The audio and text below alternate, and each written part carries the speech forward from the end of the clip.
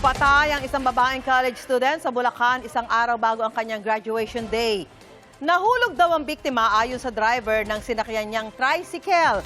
Paniwala naman ng pamilya ng biktima may foul play sa pagkamatay ng kanilang kaanak. Laging una ka sa balita ni Gabriel Gonzalez, exclusive.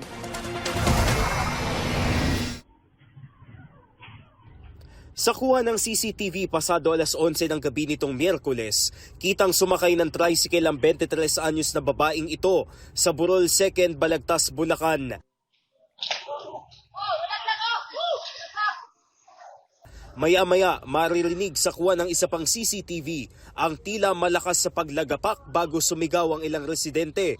Sa isa pang anggulo, kitang huminto ang tricycle at bumaba ang driver para tingnan ang nangyari. Hindi nakuna ng CCTV pero nahulog daw ang babaeng sakay ng tricycle. Sa halip po na hintuan siya nung driver nung tricycle and then yung kasama na passenger na isa pa, hindi nila hinintuan yung biktima natin. Kinailangan pa umano silang habulin ng isa pang tricycle para mabalikan ang biktima. Dinala ng tricycle driver at kanyang kapatid sa klinik ang biktimang wala ng malay. Wala raw sapat na gamit ang klinik kaya inirefer sila sa ospital. Pero bago tumuloy sa ospital, pumunta raw ang tricycle driver at kanyang kapatid na pasahero rin sa mga tanod na nag-aayos ng kuryente sa lugar. Tumagal sila ng mahigit 8 minuto bago muling umalis. Ayon sa executive officer ng barangay na naroon sa lugar, inalam muna nila kung anong nangyari sa babae.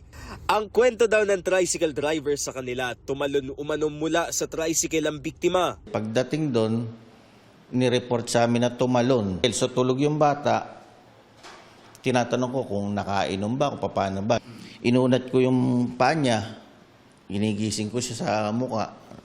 Ate, ganoon lang. Tapos talagang naghihilik lang siya. Sa halip na idiretso na sa ospital, dinala muna sa bahay ng kanyang kaanak ang biktima. Dito na sila nagpasyang isugod sa ospital ang biktima. Namatay kalaunan ng babae dahil sa matinding pagkakabagok. Ang biktimang 23 anyos, gagraduate na sana kinabukasan. Matagal na panahon nag-aral ang anak ko. Graduation day, hindi naka-attend ang anak ko. Saan nila nilagay sa kabaong? Na dapat ang anak ko masaya na umaakyat dahil sa pagtsatsaga, pagsasakripisyo, paghirap, lahat dinanas ng anak ko. Yung kapatid ko, sobrang bait niyan. Ngayon, yung kapatid ko, yung dapat gagraduate na atakit sa stage. At kakain sana sila. Ititreat ko sila sana sa isang steakhouse. Biglang nawala yung kapatid ko. Nagarap ang magkabilang panig sa presinto. Hindi raw kumbinsido ang pamilya sa sinabi ng tricycle driver at kanyang kapatid na nalaglag ang biktima. There's something na missing talaga po dun sa story. Sabi nila hindi namalayan. Tinanong ko yung nasa loob, bakit mo hindi namalayan na nalaglag? Sabi po niya ay napuwing daw po siya at nagpupunas daw po siya ng mata niya, kaya daw po hindi niya namalayan na nalaglag. Kiniklaim nila na wala silang ginawang masama kay Pauline. Ayon naman sa pulisya, itinuturing ng sospek ang tricycle driver at kapatid niyang pasahero na nakasama ng biktima noong mangyari ang insidente. Ongoing pa rin po kasi ang aming investigation, subalit identified na ba po natin itong mga suspect. Pine-prepare na po natin yung kaukulang mga papeles, base na rin po doon sa ng ating ng parents ng ating biktima ay magtutuloy sila na reklamo laban doon sa ating mga suspect. Sa Facebook post naman ng isa sa mga sospek, sinabi niyang handa siyang makipagtulungan sa pamilya at iginiit na wala silang kasalanan.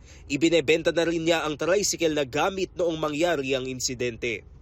Sinusubukan pa naming kuhanan ng pahayag ang magkapatid na sospek. Ito ang unang balita. Gabriel Gonzalez, GMA News.